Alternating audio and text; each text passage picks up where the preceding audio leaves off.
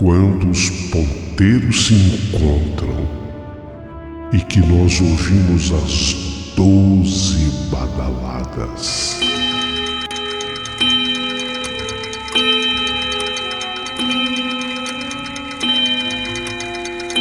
A hora que se anuncia é meia-noite.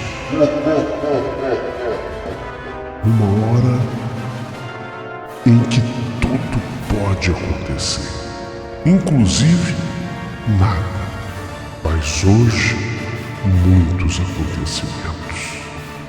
Vamos à história de hoje.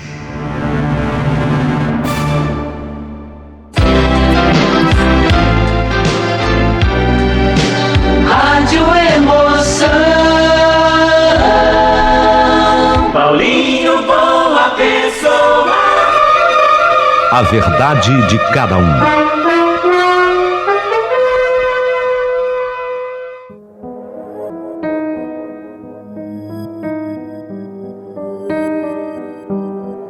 Meu querido amigo Paulinho Boa Pessoa, meu nome é Josiane.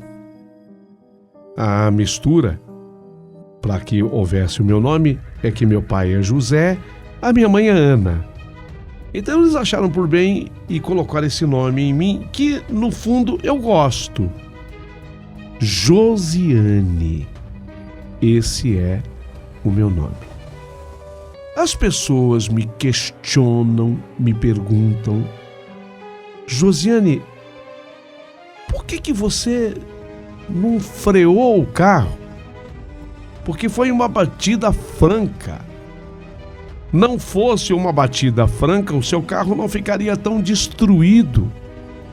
E da forma como o carro ficou totalmente destruído, só mesmo um milagre explica o porquê que hoje eu lhe escrevo.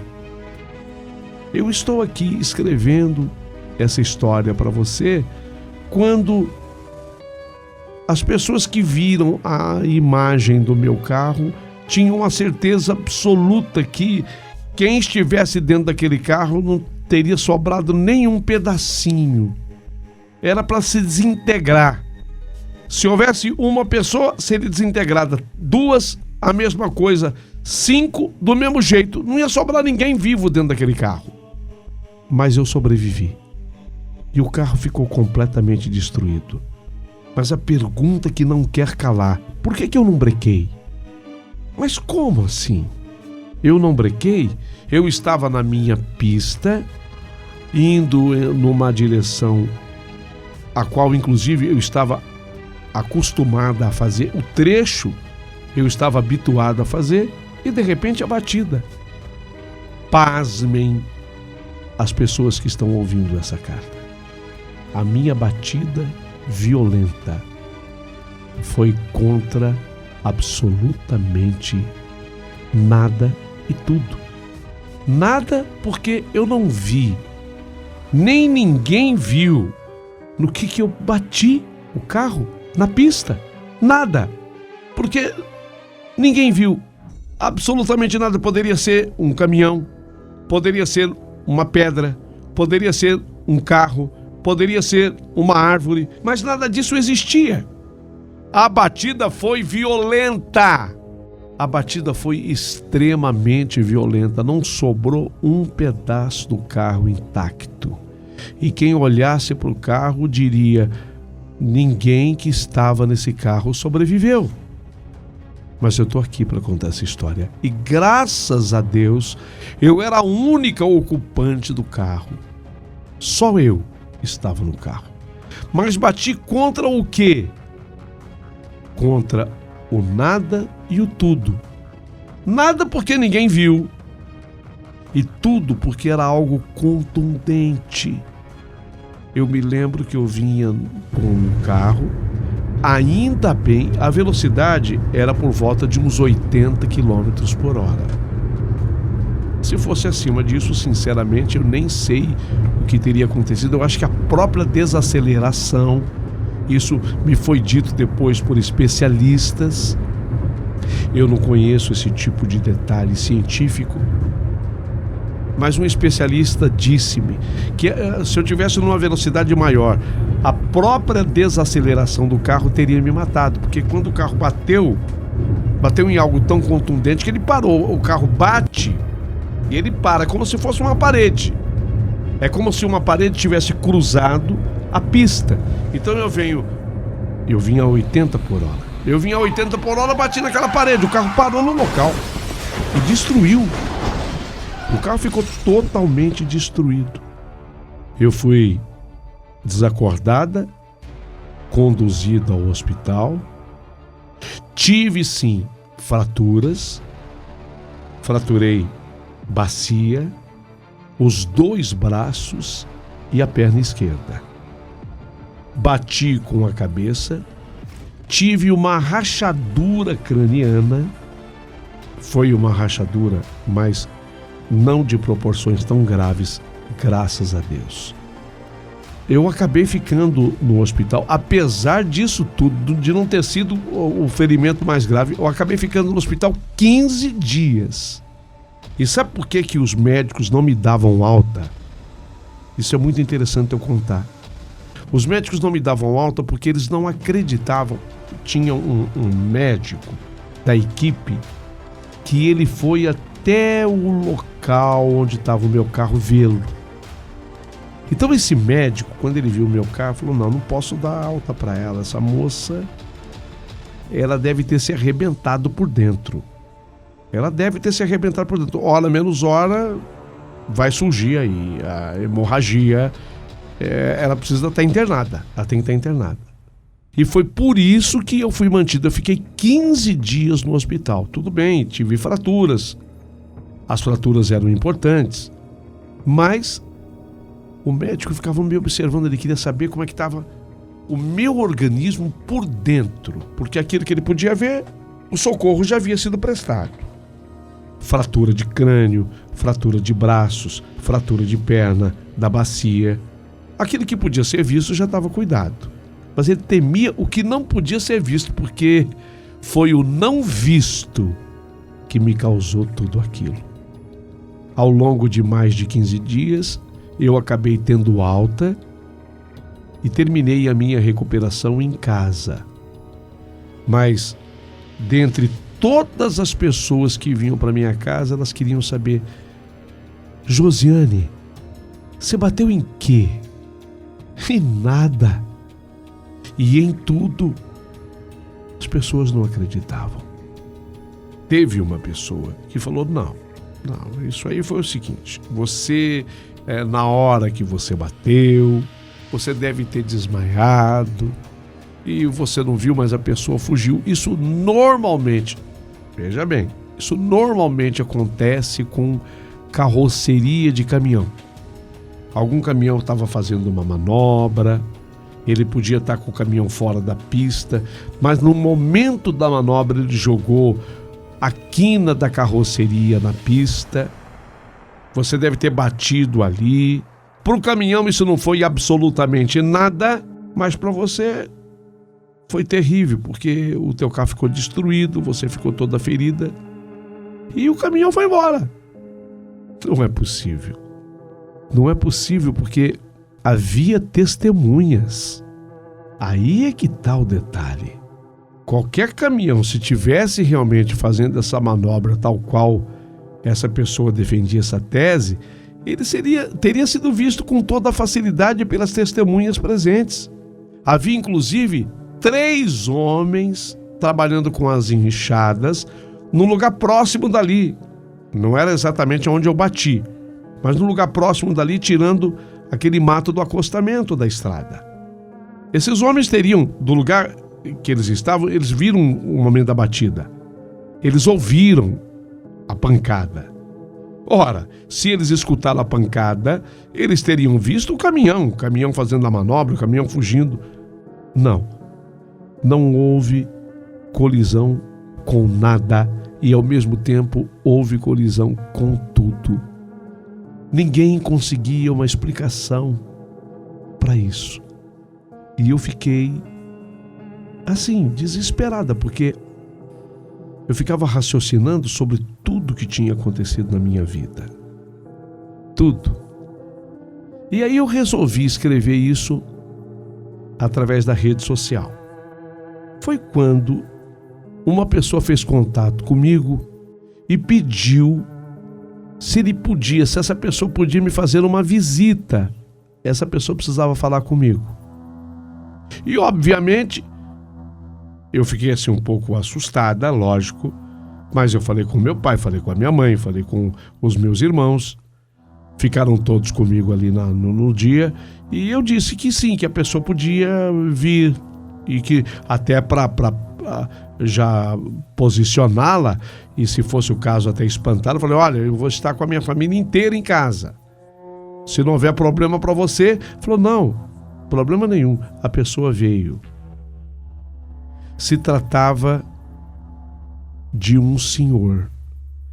Ele aparentava mais ou menos uns 50 e poucos anos. Aí ele disse a mim, falou, você bateu o carro em nada, não é? Eu falei, eu bati o carro em nada. Só que o carro ficou totalmente destruído. Tem até gente que levantou uma hipótese aí de eu ter batido na quina de carroceria de um caminhão. Impossível, porque eu não vi absolutamente nada. Tinha testemunha. Contei para ele a história dos trabalhadores. Ele falou, eu acredito em você. Porque foi exatamente isso que aconteceu comigo. Só que eu não parei a minha pesquisa por aí. Se você colocar no Google batida de carro, batida de caminhão, sem que haja outro veículo na colisão, você vai ver o que aconteceu com você, porque há imagens assim gravadas. Eu não acreditei quando esse senhor me falou isso. Eu não acreditei. Obviamente que não era a imagem do meu carro, porque naquele trecho de estrada onde eu estava, lamentavelmente não tinha uma câmera. Mas em muitos outros trechos de estradas pelo mundo afora, havia muito filme de gente que batia o carro contra o nada, o carro ficava destruído. O que tinha acontecido comigo, embora eu tivesse pensado num momento que tivesse sido apenas comigo, não. Era mais comum de acontecer do que eu poderia imaginar. Então eu fiz exatamente o que me pediu aquele senhor. Eu entrei no Google e eu fiquei abismada, porque inclusive eu fiz com ele lá em casa. Eu fiz isso com ele lá em casa. Ele falou, olha aí, o que aconteceu, tá vendo? O que aconteceu comigo e aconteceu com você. Eu me interessei pelo teu caso, porque eu via que você estava desesperado em busca de uma explicação. É isso aí. É isso aí, ó, que você está vendo no Google. Essas imagens que por sorte foram gravadas de pessoas que vêm com o carro, a caminhoneta, o caminhão, que batem em alguma coisa que ninguém vê o que é. Mas os carros ficam totalmente destruídos e pessoas se ferem. E há casos em que pessoas até perdem a vida. Só há uma explicação para isso: o sobrenatural. Há algumas teses que tentam explicar isso. Tudo isso dito por esse senhor. Esse senhor que num primeiro momento eu até temi, por isso a minha casa estava cheia no dia. Mas agora eu via que ele vinha em nome da paz, apenas para esclarecer o que de fato tinha acontecido comigo. E conversando com ele, ele me explicou as teses que existiam. Uma das teses, é de que existem seres de outros planetas que de repente vêm à Terra com algum objeto, vamos chamar de algum objeto que seja voador, mas nesse momento, naquele instante, esses objetos eles pousam no meio de uma pista, só que são invisíveis. Essa é uma tese que ganha cada dia mais força. Existe essa tese. Seres de outros planetas Eles vêm à Terra, seres de outros planetas vêm à Terra, pousam com os seus objetos voadores no meio de uma pista. Só que aqueles objetos se tornam invisíveis e, como você, lógico, você não está vendo, você vem com o carro e bate naqueles objetos. Tese 1. A tese número 2. Ele tinha procurado uma senhora espírita que o orientou no caso do acidente dele. Existem espíritos que morrem na estrada com o carro, com o caminhão, com a caminhoneta e que acreditam que ainda permanecem vivos e vivem com esses carros no mesmo trecho do acidente. Como assim? O espírito, ele está tão ligado ao material, à energia material do objeto onde ele morreu, que ele permanece dentro do carro, da caminhoneta, do ônibus, da perua, do caminhão, no lugar onde morreu. Só que, obviamente, aquilo é uma coisa que você não vê. É uma energia que está ali e você não vê. E quando você vem na estrada, você bate naquilo sem a menor condição de tê-lo visto. Só que o seu carro se destrói e você se fere. E os ferimentos são graves e você pode até, dependendo do ferimento sofrido, até perder a vida. Isso tudo pode acontecer. É a tese número 2. A tese número 3, para ser sincera, foi a que mais me assustou.